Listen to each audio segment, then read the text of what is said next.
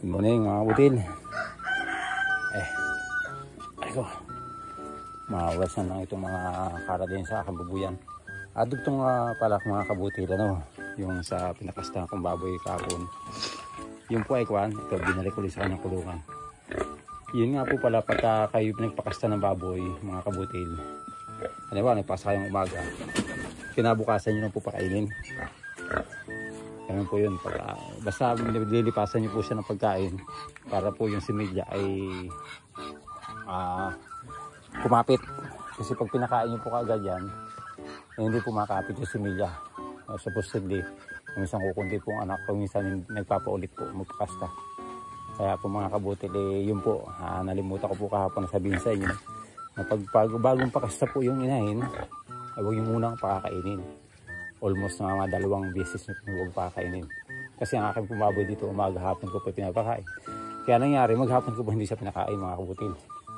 At ngayon po, pinakain ko siya, kunting-kunti lang binigay ko po sa kanya. At hindi po masyado masabaw. Medyo ituyo po siya. Kaya yun po ang ginawa ko kabutil na diskarte kasi baka po sabihin nyo naman paano pagka nagpakasta bago pinakain ko na marami. Hindi naman kumbaga nagpaulit bago hindi naman siya kumagat yung similya. Kaya po yun po nalimutan ko sa inyo sabihin kahapon na pag bagong pakasta po yung baboy ay huwag yung pong pakakainin agad. Mga 2 beses po. Nasa inyo po basta huwag nyo mong pakakainin.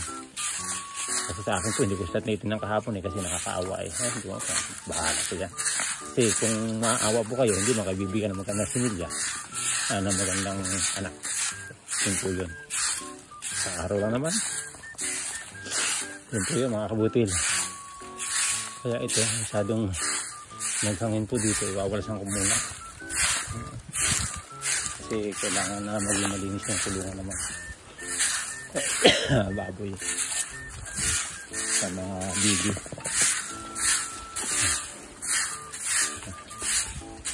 Yun nga pala, update nga pala kayo sa mga itlog ng bibi ko. Ayan to. Ayan. Ito po nandito na tinabunan, tinabunan mo siya Ayun po mga kabutil, Ayan. Mag-i-start na po ako magpadami ng bibi kasi ng mga nakaraan po ay nadipokus po ako may problema. Kaya nangyari, hindi po ako nakapag-focus sa pagpapadami ng bibi dahil ang iba nagkandamatay, ang iba na-ibenta ko, ang iba kinatay. Kasi may problema ang dumating. Kaya nadipokus po ako.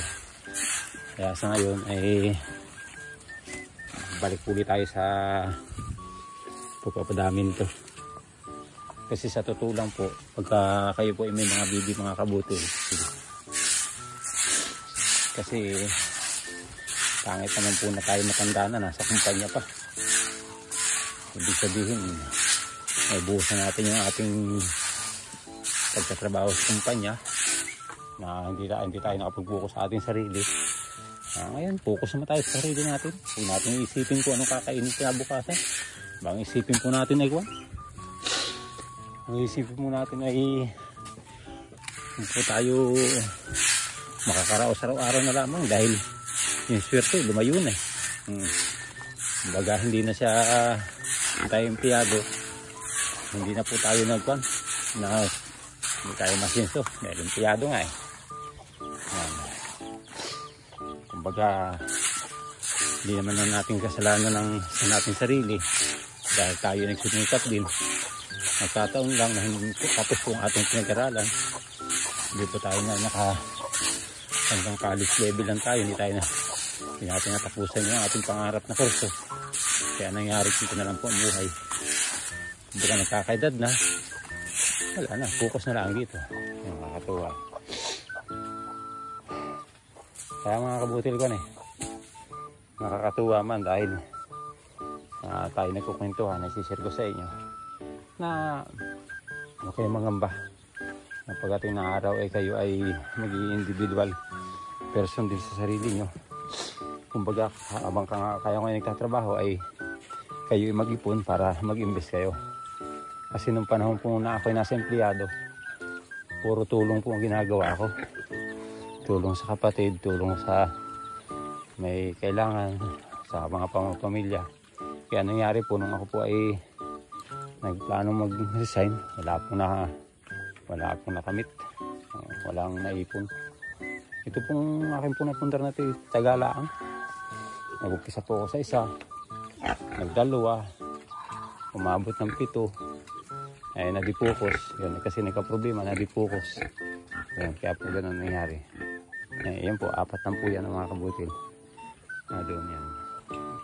Saka padami po ako ng bibi, baboy at saka manok na Tagalog. At the same time, ako po ay nagtatanim din para yung sariling pagkain po ay mamimenos na yung mga gulay-gulay.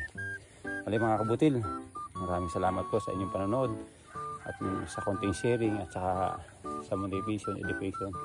Sana makatulong kahit pa paano sa ating munting buhay. God bless all mga kabutil.